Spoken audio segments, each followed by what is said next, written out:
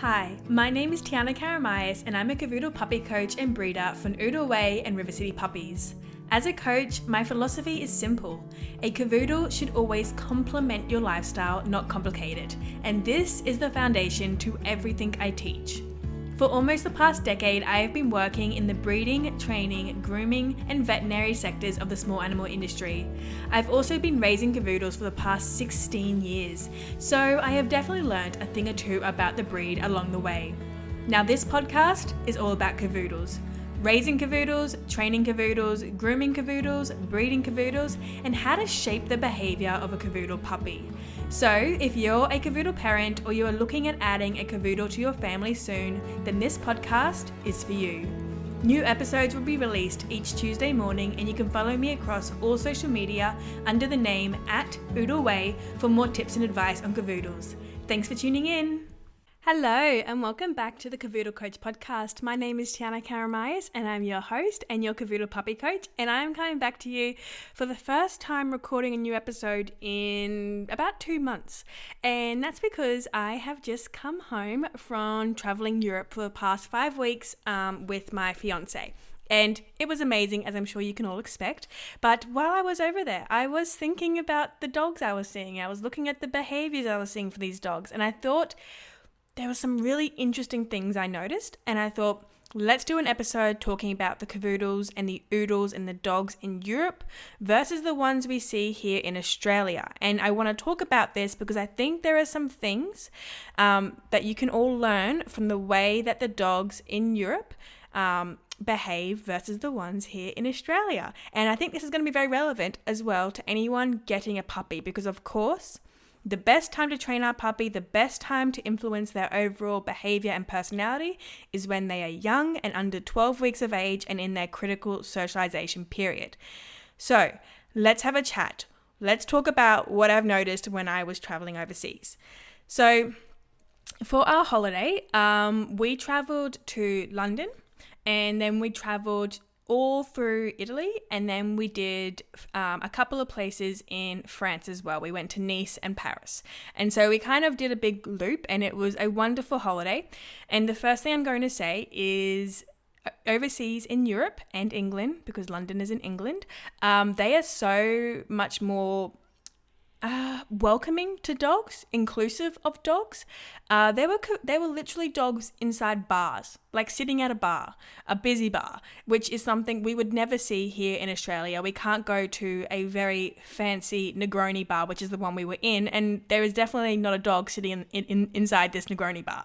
So that's the first thing I'm going to say, is obviously dogs are allowed everywhere in Europe, and they are welcomed everywhere in Europe, which is amazing. And I wish Australia could get behind this the way that Europe and England have gotten behind it, because in Australia, there are dogs in every second household in the country. That is what the latest statistics show, and that means that everyone is wanting to involve these dogs in their lives. And if Australia could be a little bit more open to having these dogs come into establishments, that would be really great. And the reason why it'll be so great is because of the socialization it provides to the dogs. So when I was traveling, when I was in England and then I was in Italy and France, there were dogs everywhere. Everywhere we went, there were dogs. And in the entire 5 weeks, I only saw one dog barking at another dog. And I saw hundreds of dogs walking around. And all of the dogs walking around, other than the one that was barking, the rest of them were walking on a beautiful loose lead. They were trotting along calmly. There was no overexcitement. There was no stress from the owners. It was just so calm. Now, unfortunately, when we come to Australia and when we go walking, there are dogs who are very calm and walk on a loose lead, but it definitely is not as common as what I saw overseas. And one of the things that I heavily believe influences this is overseas in Europe and overseas in England, people are allowed to take their dogs with them anywhere and everywhere, which leads me to believe that perhaps the dogs over in Europe and England live a more social life than the dogs here in Australia. And this is really important when we talk about Cavoodles, because when we talk about Cavoodles, if you're new here, you can listen to any other episode in this podcast. Cavoodles can be very, very, very anxious dogs. They can be prone to overexcitement very easily. They're prone to anxiety. And because of this, they can really struggle to control their overall emotions.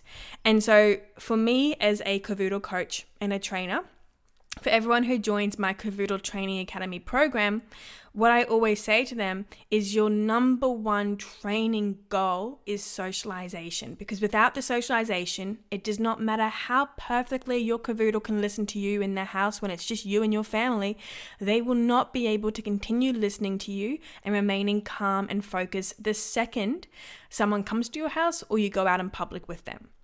Whereas if we focus on that socialization, what happens is because of that very frequent exposure, especially when it's done correctly, and we don't just throw the Cavoodle puppy in the middle of a really stressful, loud situation. Instead, we do it slowly in stages and we slowly build their confidence up in these social settings. When we do this and we really nail their socialization and they're getting out of the house every day and doing something different every day and not just going on the same loop around your block, what happens is your Cavoodle is exposed to all these different sounds and smells and people and sights, and they learn to be very familiar with it. They learn to be very comfortable with it. And when they are familiar and comfortable in the public world and they're familiar and comfortable seeing all the different dogs walking around, the people walking around, the cars, the buses, the scooters, the horns, the music coming out of the cafe, the music coming out of, a restaurant, whatever it is, when this becomes so frequent and common and familiar and comfortable to your Cavoodle, it means that the really good behaviors that we try and teach them in our home by following a training program, that then translate into the same behaviors and the same focus and the same calmness out in public. And when you have a dog who can control their emotions, a Cavoodle who can remain calm, who can still think clearly and doesn't get overwhelmed or over anxious or overexcited the second they step out of your front door, that's when we can have a dog who walks on a beautiful loose lead, because they can remain calm and they can remain focused and they can remain walking on a loose lead and getting treats from you for doing so. And so it's kind of a flow-on effect. The way that in Europe dogs are allowed everywhere has allowed these families to take their dogs everywhere from when they were young puppies, which means they were properly socialized, which has led to these really, really well-behaved dogs out in public. Now, I can't speak for the dog in their house. I don't know if they listen well in their house. I don't know if they listen well off lead. All I can say is that they walked well on lead and they were all calm and relaxed. And that's what we want to see in dogs. We want to see calm and relaxed. We don't want them to be stressed, anxious, excited, anything like that. We want that calmness. And that is what gives the family the flexibility to involve their dog in their life a lot more. And in fact, I think one of the reasons why Europe and England are so open to having dogs everywhere is because all of these dogs are not causing any sort of drama or a problem in this bar or on the beach or whatever it is. All of the dogs are just sitting there so calmly. And it's so beautiful to see. It's so nice to see these dogs getting out of the house and seeing the world and living a good life. And it's what I want for the dogs here in Australia. But it's not going to be possible if families don't socialize the puppies well when they're young and then suddenly just decide one day, let's go take our dog down to the markets, but the dog hasn't been socialized. They're not going to have that really nice, calm behavior. The dog will cause them stress. It'll be a problem. It'll bark at other dogs, maybe jump at other dogs, and it'll be a recipe for disaster. And then the family will stop taking the dog. And then the dog continues to not be well socialized. And you can see how it sort of spirals. It's a snowball effect. It doesn't lead to anything good. Now, one other thing to note about these Cavoodles in Europe, in England, obviously places like London and Paris, these bigger cities, I'm sure that there is some kind of training being offered to dogs. But I also visited quite a number of really small towns. I went to Lake Como and we stayed in a place called Bellagio, which is a very small little village on Lake Como. And again, there were dogs. There were so many dogs there and they were all so well behaved. And now Bellagio is so small that you can walk the entire little town in one day. There was no training center there for dogs. I didn't see a single one. I didn't even see a vet. So not sure what happens there when the dogs get sick. But the point is that in these smaller towns, I'm not quite sure what training is offered to the dogs. But the dogs were still well behaved on the lead. And for me, the conclusion I'm making comes back down to that socialization. And it's the same thing I've always taught in my programs. For Cavoodles, your socializing is the most important thing you can do. It's the most beneficial thing you can do. It's also something you can do that when you go out and socialize them, you are doing the mental stimulation, the physical stimulation, the physical enrichment. You are teaching your puppy calm behaviors. You're teaching them focus. You're challenging their brain. You're building up their confidence. You're desensitizing them to sounds and sights, to different surfaces. You're doing all of the training you should be doing in one activity. It's just socializing. It is so beneficial. It is such a well-rounded exercise that has so many benefits. And if you are a busy family and you are trying to train the dog amongst, looking after kids, working yourself, having a very busy social life, the best sort of results you're going to get out of your dog is if you just do the socializing with them. That's the thing that you should be prioritizing, is the socialization. And it definitely is the most important thing for Cavoodles. We need to socialize them. And if we socialize them more, we will have more Cavoodles walking on beautiful loose leads, remaining calm and focused and relaxed in public, like what I saw over in Europe and like what I saw over in England, rather than here in Australia, where there is a larger number of dogs who are not displaying these behaviors out in public. And it comes down to the dog not feeling confident and relaxed in these public spaces. And usually that is due to not being properly socialized when they were young. So if you are getting a puppy, a Cavoodle, and you're looking at their training, please have this as your reminder that socializing is the best thing you can do for them. There is a method to the socialization. Because Cavoodles lack confidence, we have to do socialization in stages. We can't just throw them in the middle of something too overwhelming. It can create a negative association, which can actually cause barking and anxiety from your dog. So the socialization has to be done properly. It's in stages. It needs to be built up, that confidence in public. And we also need to follow it with constant reinforcement and making sure that we do actually show our puppy how to relax and stay calm and in control of their emotions. So the socialization is so important, but you can't just go into the middle of a shopping center with your dog. Not that it's allowed in Australia, but you know what I mean. That would not be the right kind of socialization for a brand new 8-week-old Cavoodle puppy. That's too much too soon, and it's going to negatively affect your training.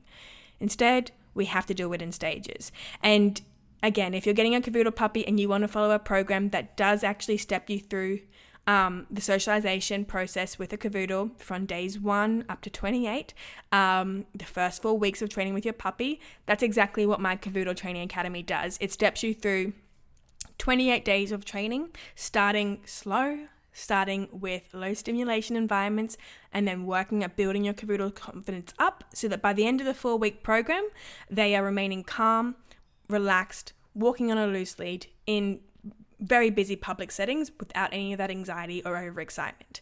And being away on holidays has just further reinforced that passion I have for trying to communicate to families how important socialization is for Cavoodles. Overseas, the dogs are socialized very, very well because they are allowed everywhere. And so families just end up taking the puppies everywhere with them, which inadvertently works really well for the dog's behavior.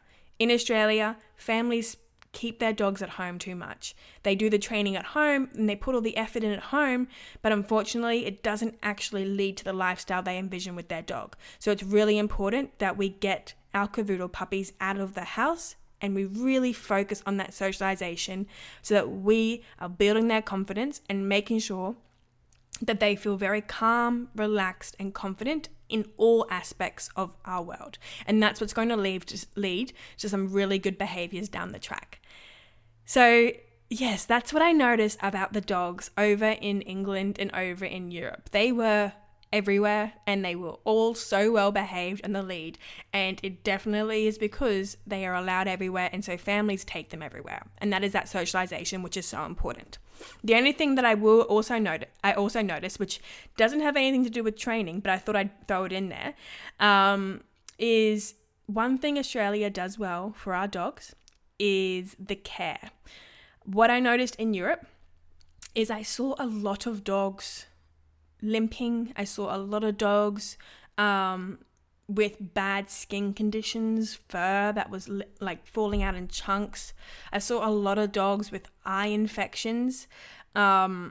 And I also saw a lot of dogs who were being walked just on a collar and lead with no harness. And so I can't stand looking at that, because a dog's trachea is so delicate, and we should never be walking a dog with just a collar and a lead. We always should be using a harness. And so what I noticed in Europe is the lack of care for the overall well-being of the dogs. Whereas Australia, I see a lot of dogs being a lot just better cared for. And obviously that is a really good thing. It means there's more education from our vets, from our pet shops, from our trainers, from our breeders on how to properly care for our dogs for their health, which is amazing. And I'm going to continue to advocate for that. We really want to make sure our dogs are always receiving the vet attention they need when they need it before it gets severe. And also doing things like using a harness. We should never walk our dogs with a lead attached to their collar. Their trachea is way too delicate. It can lead to some really bad long-term damage to their trachea, especially if you're doing it when it's a puppy. And it's just so horrible. Imagine, being yanked by something around your neck. Absolutely horrible. One other thing I noticed about the dogs in Europe versus the dogs in Australia. In Australia, the dogs in Australia have a lot nicer accessories. So we have nicer leads, nicer collars, nicer harnesses, and it seemed like Australians spent a lot more money on giving our dogs the nice things in life, which I just love. I loved that so much. So Australia is doing some really good things for dogs. We care about our dogs a lot, but what we're lacking is that socialization element to the extent of what England and Europe is doing with their dogs. And I think if we can combine the amazing care for their health and appearance that we have in Australia with the socialization that happens in Europe and England, we will have really, really healthy, happy, well-behaved Cavoodles here in Australia. So that's my message. That's what I've noticed when I was over in Europe. We definitely need to knuckle down and do some more socialization here in Australia for all of our Cavoodles. It will definitely be the best thing you do for your Cavoodle puppy. So prioritize the socialization, keep up the really good work with the health and the care, keep spoiling your Cavoodle with the nice collars and leads and harnesses. They deserve it. And if you're looking to follow a Cavoodle training program that really does focus entirely on that socialization, building your puppy's confidence and making sure they don't suffer from any anxiety or overexcitement, then you can click the link below in the show notes and you can have a look at my Cavoodle Training Academy. I'd love to be your Cavoodle puppy coach. I'd love to help you through the first month with your puppy, and I'd love to help you socialize them properly. Okay, that's all for today's episode. I will see you next week. This has been your Cavoodle coach, Tiana Karamayas. I'll see you later. Bye.